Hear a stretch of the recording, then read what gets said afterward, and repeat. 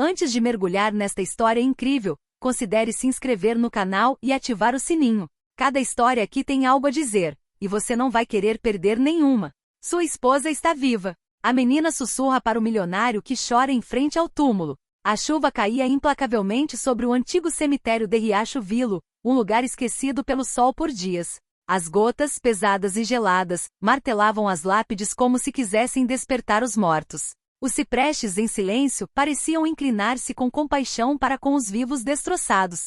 O vento, carregado de umidade e tristeza, trazia no ar um aroma de terra molhada e flores murchas. Entre os becos lamacentos e desertos, Alexandre Whitmore era o único visitante naquela manhã. Alto e imponente, normalmente seguro de si, ele agora parecia minúsculo em seu longo casaco preto encharcado. Ajoelhou-se lentamente, quase com relutância, como se seu corpo se recusasse a reviver a dor mais uma vez. Seu terno sob medida grudava em sua pele gelada, mas ele não sentia nada além da queimação surda em seu peito. Diante dele, uma pedra de mármore branco brilhava na chuva, como se também estivesse chorando. Isabel Whitmore, nascida Reynolds.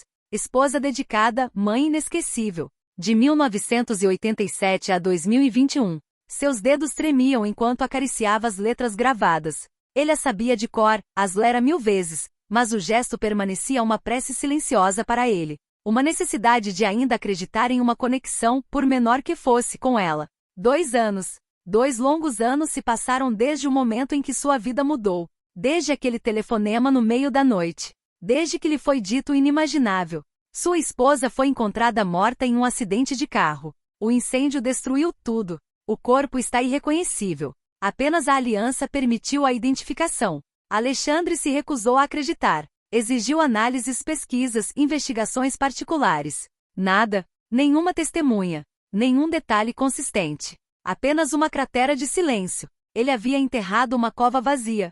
Ele sabia disso lá no fundo. Mas ele fez isso porque todos lhe disseram que era a hora. Que tínhamos que seguir em frente. Como seguir em frente quando o ar que você respira já não existe mais? Desde aquele dia, ele vagou como uma sombra em sua própria vida. A mansão estava silenciosa. As cortinas permaneciam fechadas. Ele havia demitido os funcionários, vendido a empresa e passava todas as noites olhando para o vazio do leito conjugal. Seu filho Noé havia sido confiado à sua irmã enquanto ele se reconstruía. Mas a verdade é que ele não tinha perdido apenas ela. Ele tinha perdido a si mesmo.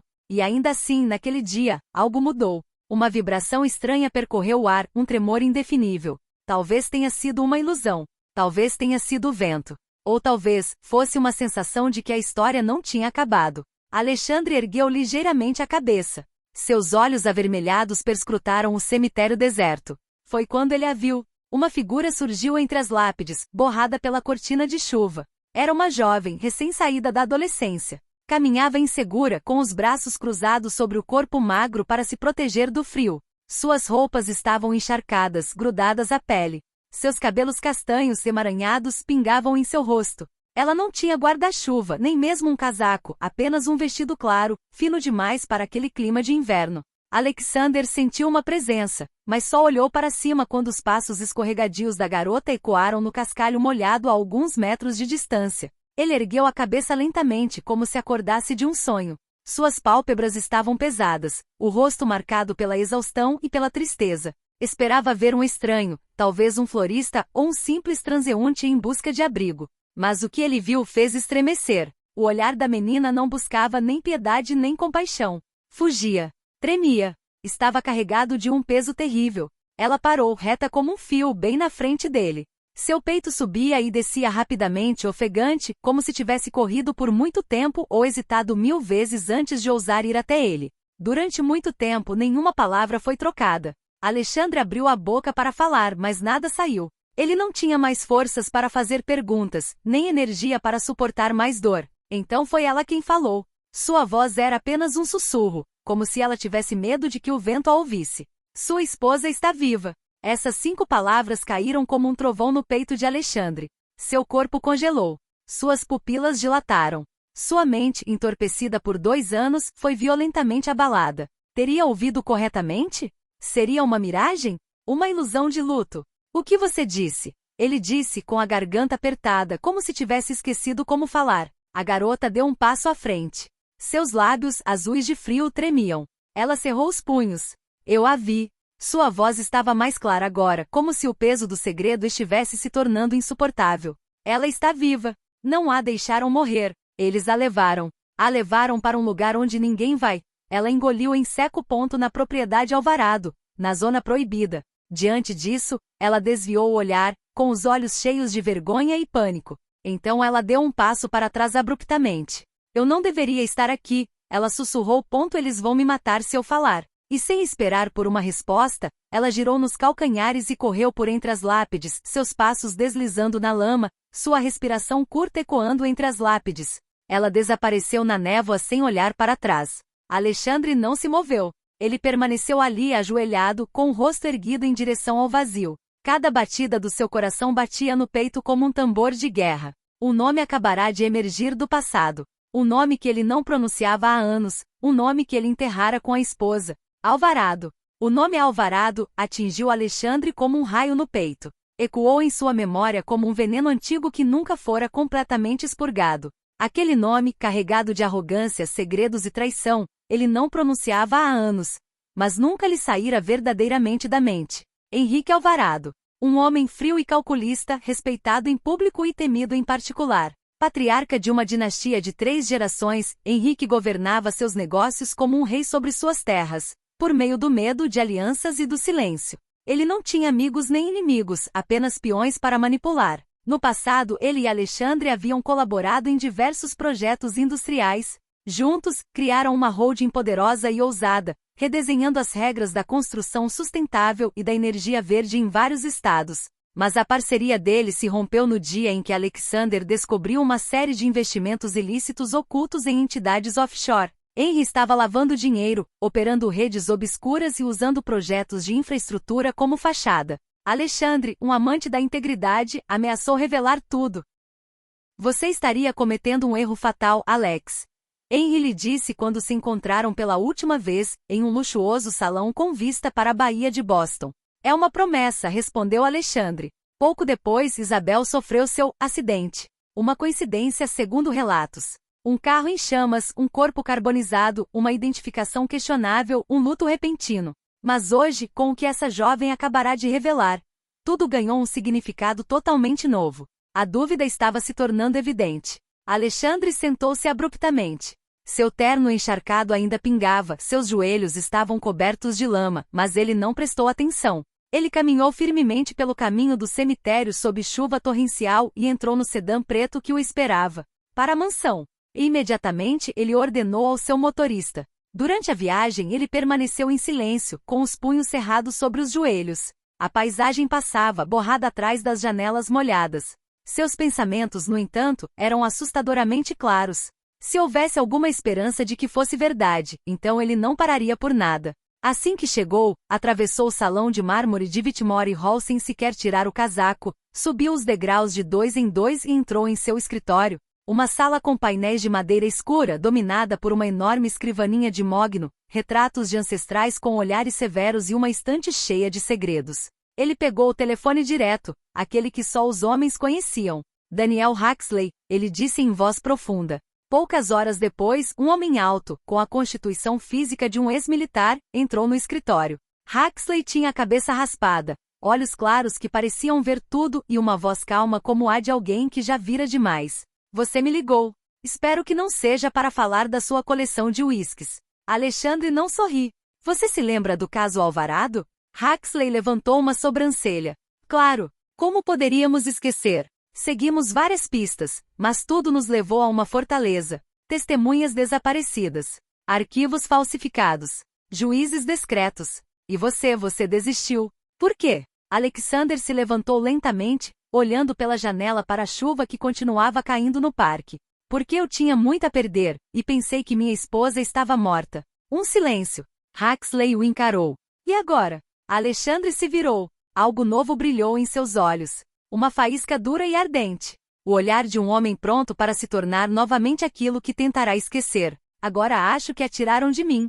Huxley ficou parado por um momento sem palavras. Depois, sentou-se sem dizer uma palavra. Quer que eu reinicie a investigação? Não. Quero que você abra como se nunca tivesse existido. Encontre-me as plantas da propriedade Alvarado. Identifique os movimentos, as falhas de segurança, os ex-funcionários. Quero tudo: drones, patrulhas, horários, pessoal, estradas de acesso. E o mais importante, encontre-me uma maneira de entrar, discretamente. Não quero uma guerra. Ainda não. O detetive cruzou os braços. Você percebe que eles não a mantiveram viva à toa. Eles estão protegendo-a, ou assegurando. De qualquer forma eles farão qualquer coisa. Alexandre assentiu. Estou pronto para mais do que eles.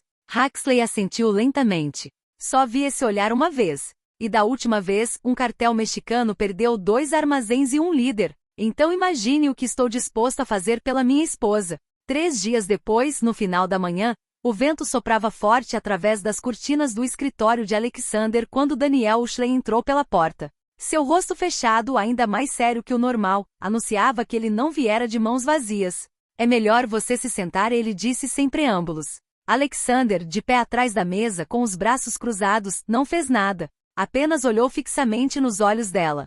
Falar.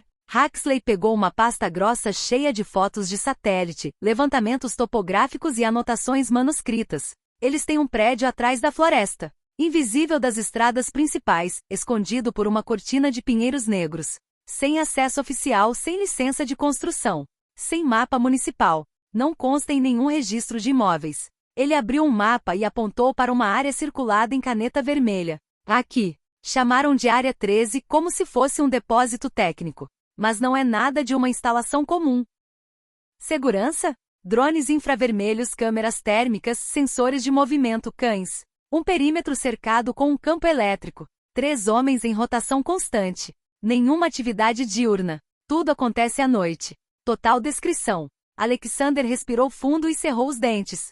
E lá dentro? Huxley hesitou, então pegou um pequeno gravador de áudio e apertou o play. Um ruído de fundo, um estalo, depois um grito. Distante, distorcido, quase desumano. E uma voz abafada mas audível. Isa, pare, pare. Alexandre sentiu o sangue sumir do rosto. Sua respiração ficou ofegante. Ele fechou os olhos por um segundo, os punhos tremendo. Eu mesmo irei. Huxley olhou para ele, incrédulo. Você é louco. É suicídio. E ficar aqui sem saber. É pior que morrer. Não havia mais nada a acrescentar. Naquela noite o céu estava escuro. Nenhuma estrela. Nenhuma lua. O tipo de noite em que o mal se esconde e os homens desaparecem. Alexandre, vestido com um traje tático preto, caminhou sozinho pela densa floresta de Black Ridge, nos limites da propriedade Alvarado. Sua bolsa continha um bloqueador de frequência, um par de óculos térmicos, um revólver com silenciador, 2 seringas de tranquilizantes, uma corda e o plano detalhado fornecido por Huxley. Ele não estava correndo. Ele estava seguindo em frente com a paciência de um homem que sabe que cada passo pode ser o último. Ele chegou silenciosamente à primeira cerca, escalou os portões eletrificados usando ganchos isolantes. Em seguida, rastejou sob os sensores de movimento, pressionando-se contra o chão úmido. Evitou os raios de calor dos drones usando cobertores térmicos dobráveis e se escondeu na sombra de um container abandonado. Finalmente, ele a viu. Um prédio longo, baixo e sem janelas, quase invisível sob as árvores. Parecia meio escavado na terra como um bunker esquecido. 2 guardas armados guardavam a entrada principal. Alexandre esperou que um deles virasse as costas e então jogou uma pedra no lado oposto. Um dos guardas se virou. Em poucos segundos, ele se aproximou silenciosamente e enfiou a agulha do tranquilizante no pescoço do primeiro guarda, que desabou sem gritar. O outro não viu nada se aproximando. 2 corpos jaziam na lama. Alexander entra. O ar lá dentro era gelado. O corredor, banhado por uma luz avermelhada, dava a ilusão de um inferno subterrâneo. As paredes eram de concreto aparente, desprovidas de qualquer decoração, desprovidas de vida. O silêncio era ensurdecedor. No final do corredor, uma pesada porta de aço. Ele colocou uma discreta carga magnética na fechadura, soprou lentamente e entrou. O quarto estava escuro, quase vazio. Um colchão de espuma no chão, uma cadeira de metal, uma pia enferrujada. O cheiro de umidade e desinfetante invadia as narinas. E na cama, encolhida sobre si mesma, jazia uma figura magra e trêmula, com os cabelos emaranhados. Isabel, ele respirou sua voz estrangulada. Ela se virou lentamente. Seus olhos fundos tremulavam na escuridão. Por um momento, ela pareceu incapaz de acreditar no que estava vendo. Então, um suspiro escapou de seus lábios. Alex, é você mesmo? Ele se aproximou silenciosamente e caiu de joelhos diante dela, com as mãos tremendo. Ele a tomou nos braços. Ela soluçou como uma criança contra o peito dele. Estou aqui, meu amor. Acabou. Ela o abraçou com a força do desespero. Eles me forçaram a fingir minha morte. Ela soluçou. Henry. Ele queria te destruir, te arruinar. Ele me escondeu aqui. Disse que se você descobrisse a verdade, ele me mataria de vez. Alexander fechou os olhos, lutando contra a raiva que crescia dentro dele como uma torrente. Mas ele a abraçou ainda mais forte, como se quisesse lhe devolver cada segundo roubado. Ele nunca mais vai te machucar. Eu juro. Ele se endireitou, apoiando-a. Estamos indo. Agora. Isabel olhou para ele, uma mistura de descrença e uma nova luz nos olhos.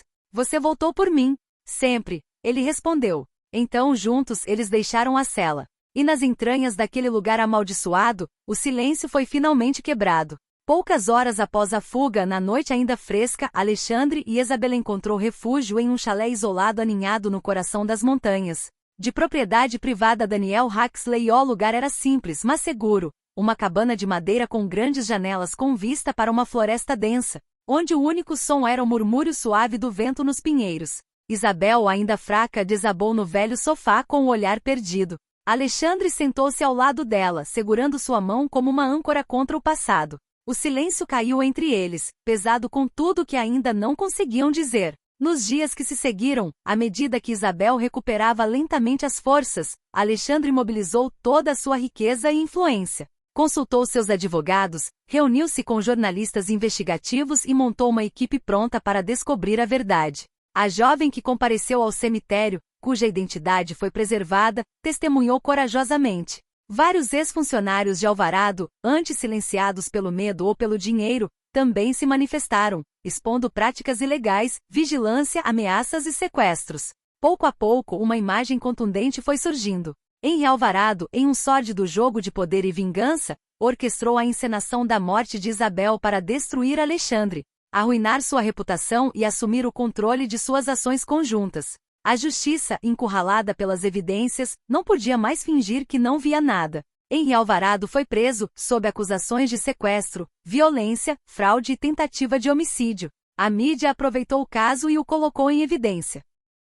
Uma manchete retumbante correu o país. Magnata industrial simula a morte de mulher para arruinar rival. Justiça finalmente foi feita. Isabel, por sua vez, trabalhou para reconstruir sua vida. Com uma determinação nascida de suas provações, ela criou uma fundação destinada a ajudar mulheres vítimas de cativeiro, violência psicológica e manipulação. Ela dedicou seus dias a dar voz àqueles que não a tinham mais, a curar almas quebradas e a lutar nas sombras contra o mal que quase a destruiu. Um ano depois, nas falésias de Monterey, onde o Oceano Pacífico desfraldava suas ondas sob um céu resplandecente com o pôr do sol, Alexandre e Isabel caminhavam de mãos dadas. A brisa do mar brincava em seus cabelos, trazendo consigo a promessa de um futuro mais doce. Ela parou por um momento, seu olhar brilhando, perdido nos reflexos dourados do horizonte. Você sabe, ela sussurrou com a voz trêmula, nunca pensei que sairia desse inferno. Ele olhou para ela, comovido. E eu, pensei que nunca mais veria seu sorriso. Ela deu um sorriso frágil e então olhou para ele intensamente. E por que você veio me procurar, apesar de tudo o que sabia? Ele apertou a mão dela gentilmente, o calor da palma era reconfortante. Porque mesmo que o mundo inteiro me dissesse que você estava morto, ele disse gentilmente, meu coração nunca parou de bater por você. Ficaram parados por um longo tempo, lado a lado, contemplando o mar sem fim, como duas almas finalmente reunidas. O passado havia ficado para trás. O futuro, vasto e incerto, agora se abria como um horizonte brilhante.